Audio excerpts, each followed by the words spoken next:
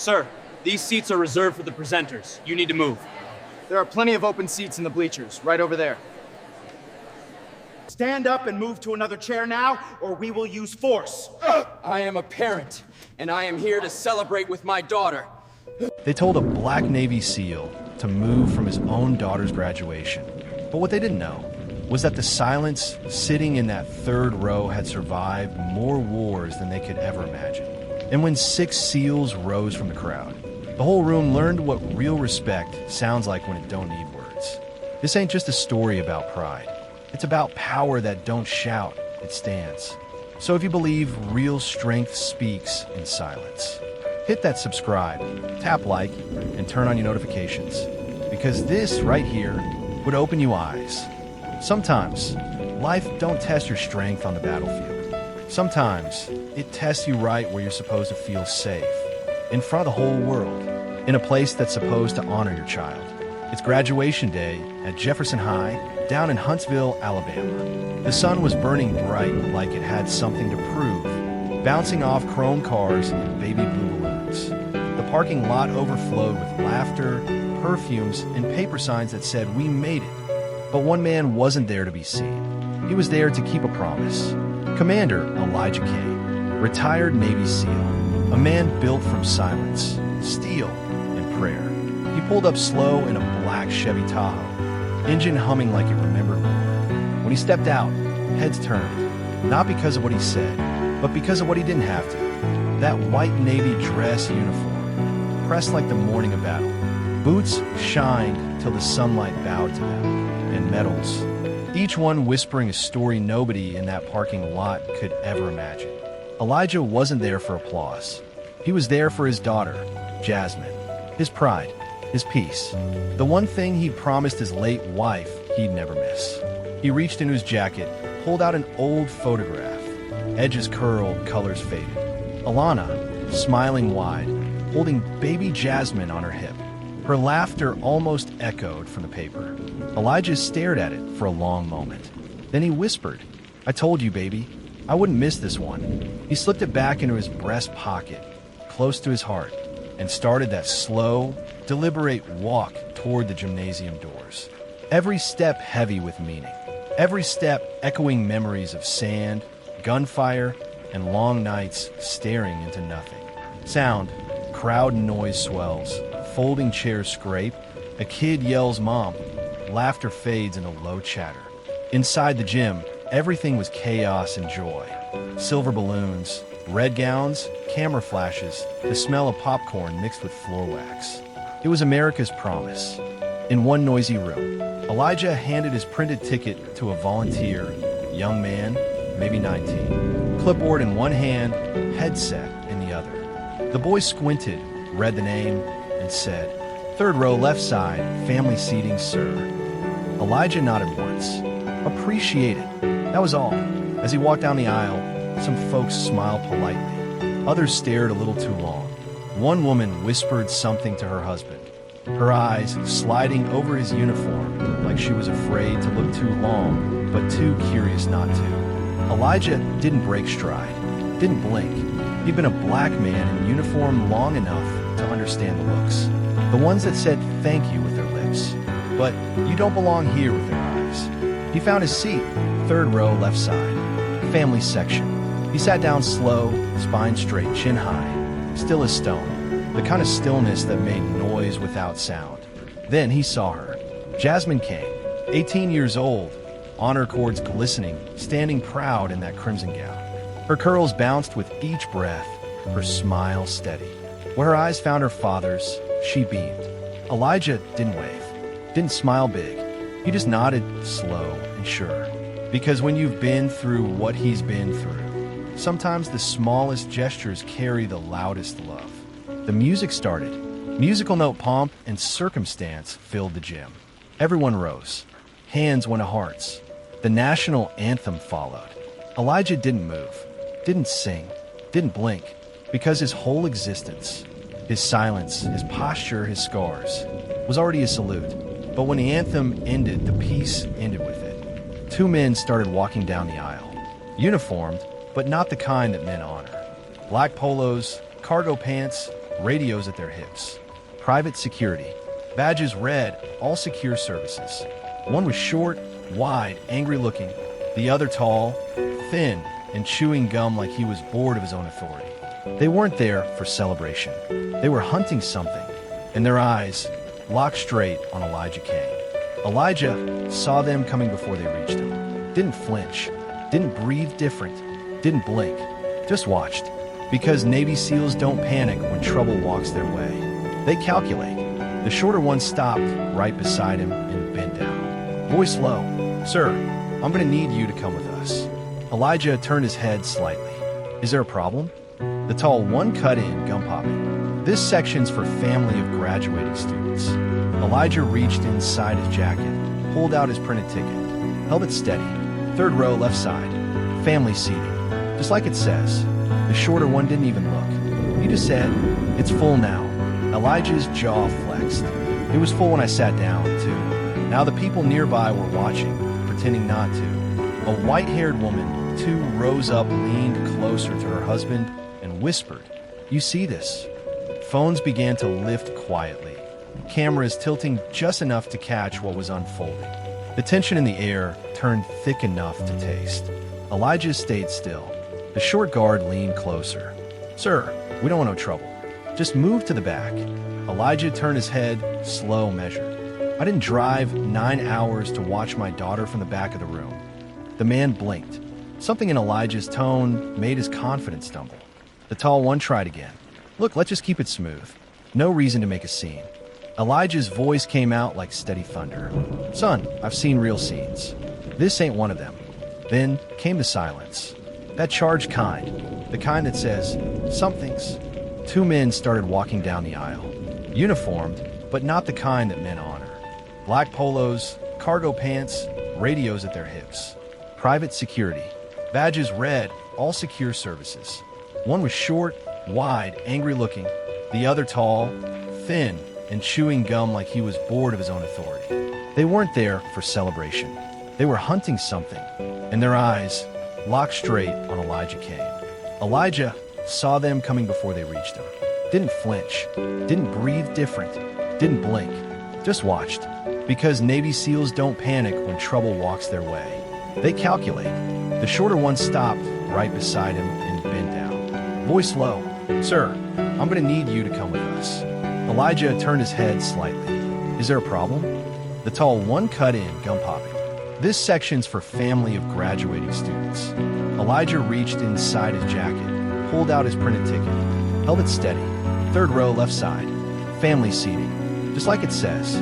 The shorter one didn't even look. He just said, "It's full now." Elijah's jaw flexed. It was full when I sat down, too. Now the people nearby were watching, pretending not to. A white-haired woman, 2 rows up, leaned closer to her husband and whispered, "You see this?" Phones began to lift quietly, cameras tilting just enough to catch what was unfolding. The tension in the air turned thick enough to taste. Elijah stayed still. The short guard leaned closer. "Sir, we don't want no trouble. Just move to the back." Elijah turned his head, slow, measured.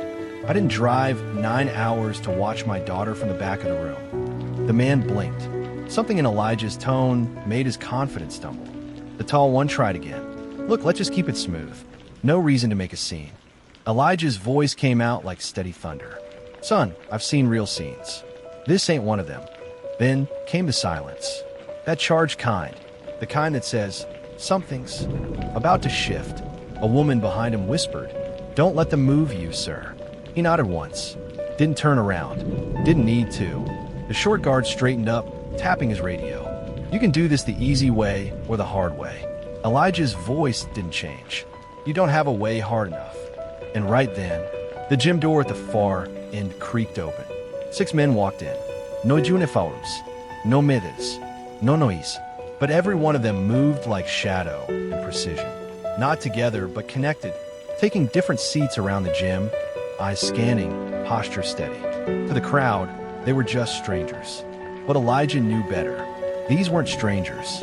These were SEALs, his brothers. Men who'd fought beside him in deserts and oceans and darkness that swallowed everything. Men who owed him their lives. Men who didn't need an invitation to stand. when you've been through the kind of hell that carves loyalty into your bones. You don't need words. You don't need orders. You just rise. Elijah didn't turn, didn't look at them, didn't need to. He knew, and they knew. The guards kept talking, but they didn't realize. The energy in that room had shifted. The air was thicker. The silence had muscle now, because when those 6 walked in, the balance of power walked out. Elijah's fingers rested against his knees, slow and calm. His eyes found his daughter again, across the stage. She was smiling, unaware of the war her father was silently winning 3 rows away. He whispered, "Not today." And right there, in that crowded gym, before the diplomas, before the cheers, a lesson began, one the world would never forget. Sometimes, silence don't mean peace. Sometimes it's the moment right before the storm remembers who it belongs to. And on that gym floor in Huntsville, the storm had a name, Elijah Kane. The 2 guards still stood over him, arms crossed, voices hard with false authority. But Elijah's eyes never moved. He wasn't staring at them. He was staring through them, like a man who'd seen worse and refused to flinch. The taller one leaned closer, gums snapping. "Sir, don't make this ugly." Elijah's reply came low. "Calm. You don't have that kind of power." People were watching now, phones half raised, lenses pretending to film their children, but aimed just slightly off. The air was shifting, bending.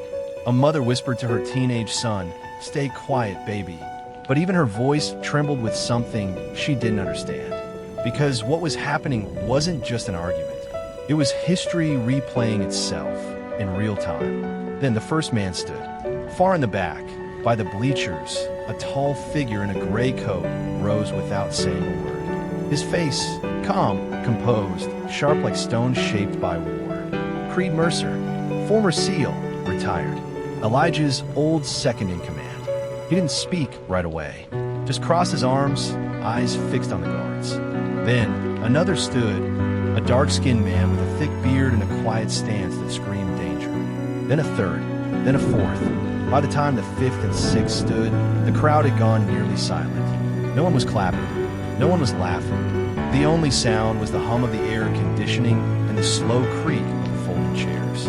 6 men, scattered through the room, unarmed, but every one of them carried something heavier than weapons, presence.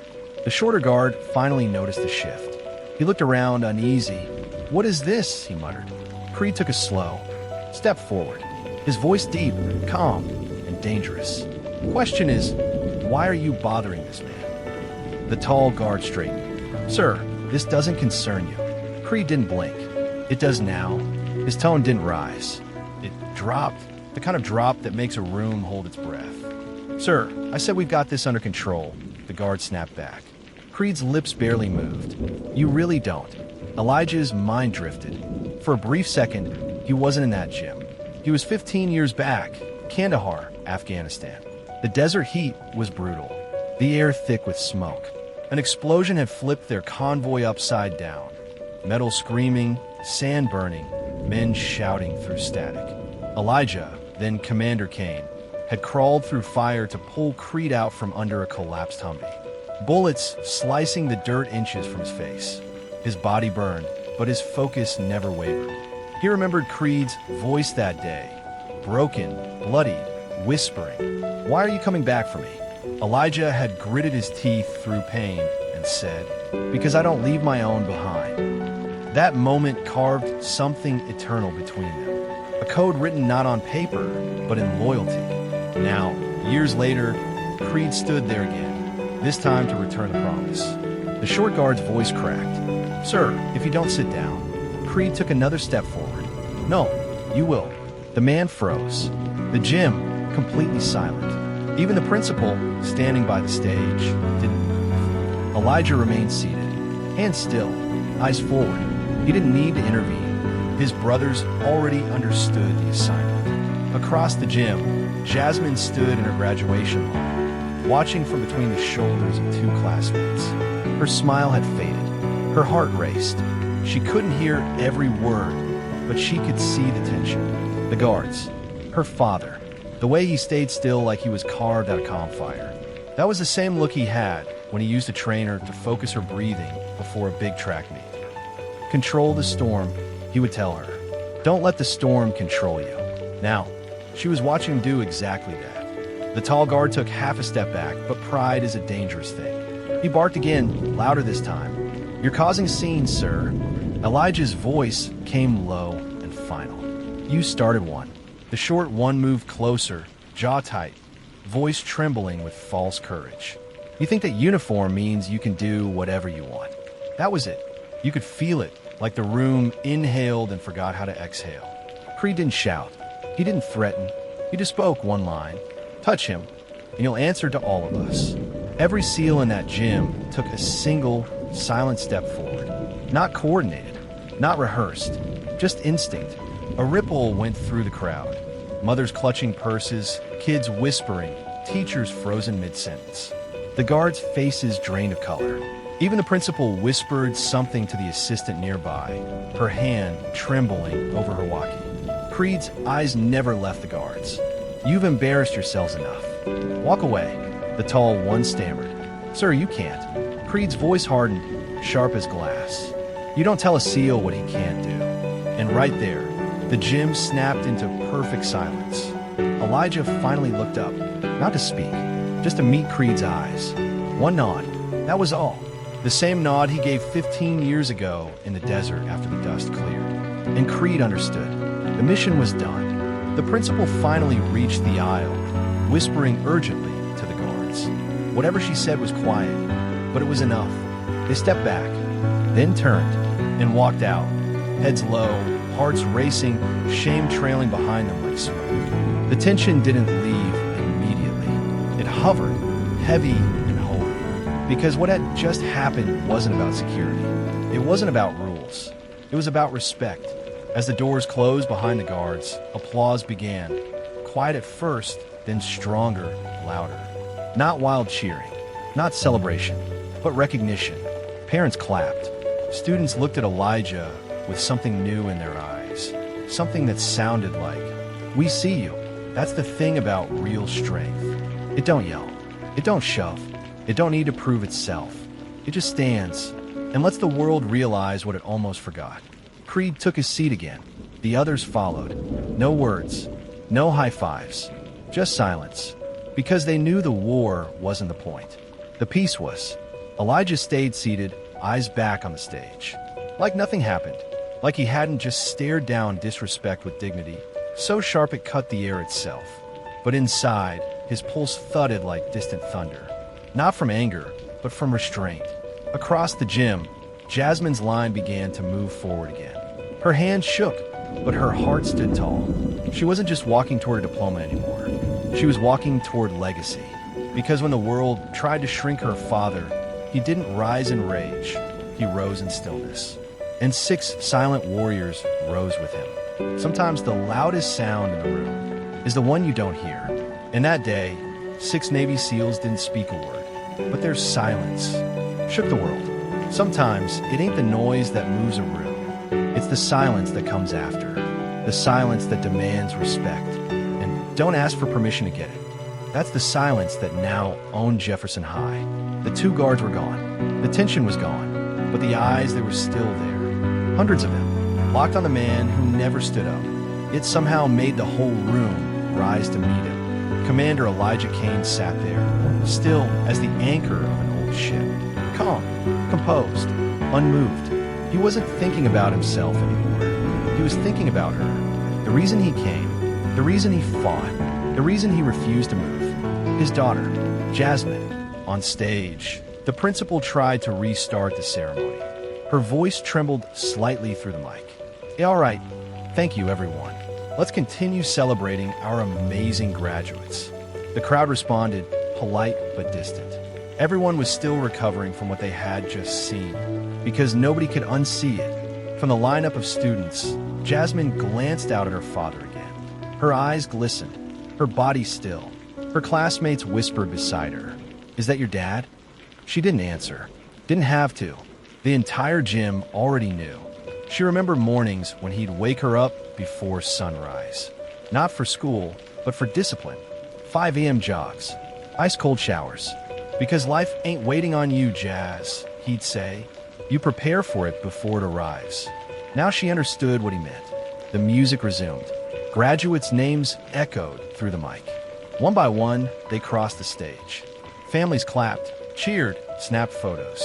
But every name before Jasmine's felt like filler.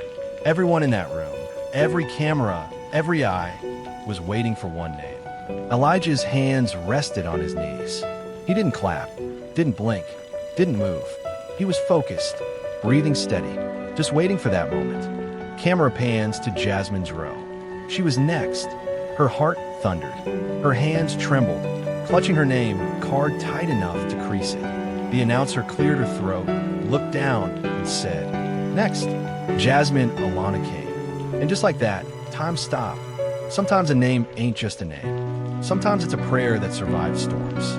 Sometimes it's a promise that refused to die. The crowd hesitated. Then it started, soft clapping, hesitant applause, until 6 men rose. Not just any men. The 6 SEALs. Creed Mercer, Javier Meeks, Darius Holt, Marcus Wells, Tyson Red, and the youngest, James Lee. Each one stood, slow, deliberate, and proud. They didn't cheer. They didn't whistle. They simply clapped, in rhythm, powerful, united.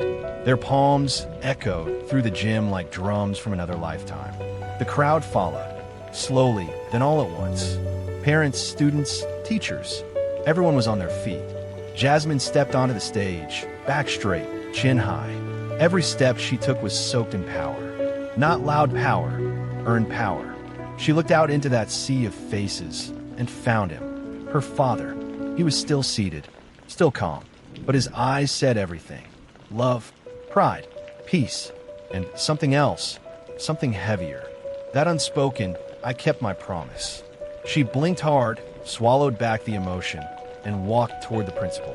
When she took her diploma, the applause hit a rhythm again, deeper now, united. Creed raised one hand to his chest, a quiet salute. The other SEALs followed. No one told them to. No one needed to, because every one of them knew. This moment wasn't about a piece of paper.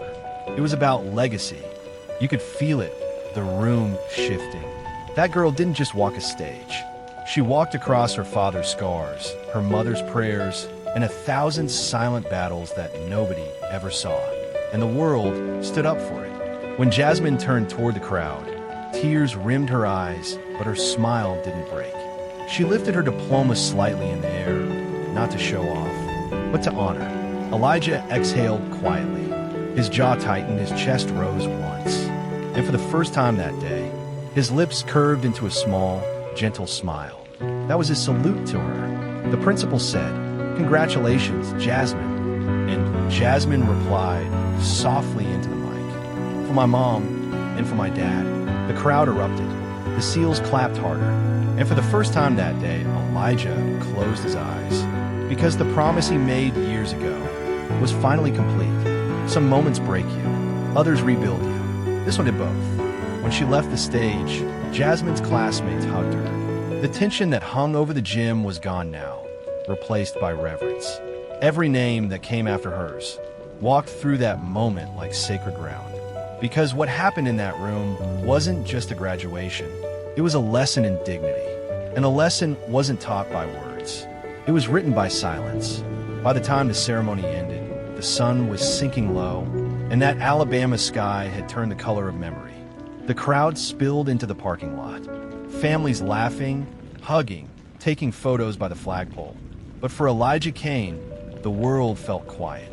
He waited until most had gone. Then, slowly he rose. His knees stiff, his heart light. Each step toward the exit carried the weight of a man who'd fought wars. And just one more. Outside, Jasmine stood near the school sign, surrounded by friends. Her cap crooked, her diploma folder hugged close to her chest. She was laughing, but the moment she saw him, she froze. The crowd around her disappeared, because for her it was just him now. She ran straight into his arms. "You okay, Daddy?" He nodded. Better than okay. They held on. No words, just that stillness, that same silence that had saved him 1,000 times over. Then Jasmine whispered, "I saw them, Daddy. Those men. Who were they?" Elijah turned his head, slightly toward the gym doors. The 6 SEALs stood there, waiting in the distance. Not for attention, not for thanks, just to make sure he was all right. He smiled faintly. They're men I once called my brothers. And I still do. Creed walked over, nodding once.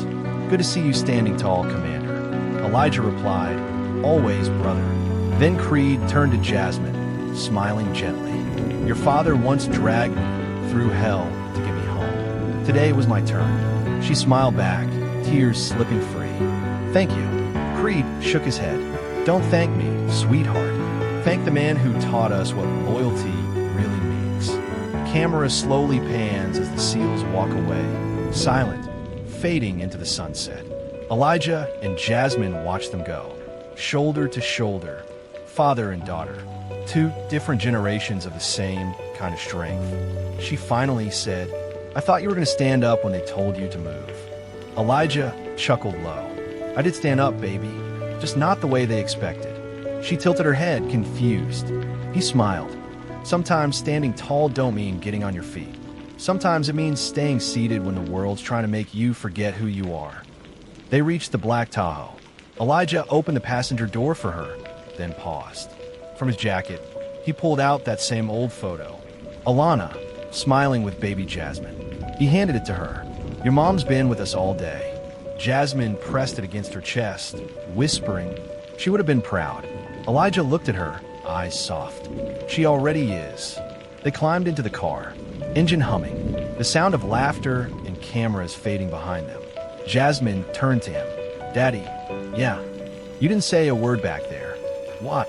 Elijah's eyes stayed on the road. Because real power doesn't beg to be understood.